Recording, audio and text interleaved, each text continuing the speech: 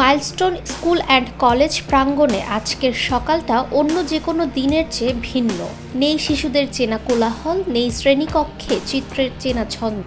বিধ্বস্ত ভবনের চারপাশ জুড়ে এখন শুধুই নিস্তব্ধতা ও শোক। বিমান বাহিনীর একটি প্রশিক্ষণ বিমান বিধ্বস্ত হয়ে ভবনটি অনেকটা ধ্বংসস্তূপে পরিণত হয়েছে। পুরো এলাকা ঘিরে রেখেছে আইনশৃঙ্খলা বাহিনী।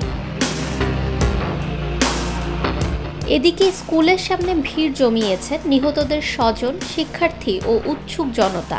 মঙ্গলবার সকাল ৯টায় বিক্ষোভ কর্মসূচি পালন করে শিক্ষার্থীরা। নিহতদের নাম ও পরিচয় প্রকাশ সহ ৬ দফা দাবি জানিয়েছেন তারা।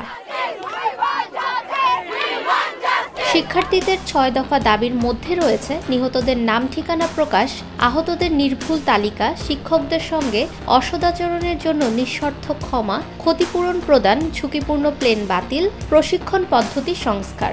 শিক্ষার্থীদের ৬ দফা দাবি সরকার মেনে নিয়েছে বলে জানিয়েছেন আইন উপদেষ্টা আসিফ নজরুল।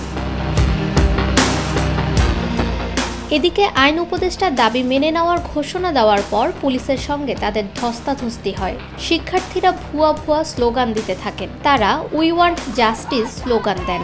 পরিস্থিতি নিয়ন্ত্রণে প্রতিষ্ঠানটির ৫ নং ভবনের সামনে অবস্থান নিয়েছেন বিপুল সংখ্যক আইনশৃঙ্খলা রক্ষাকারী বাহিনীর সদস্য।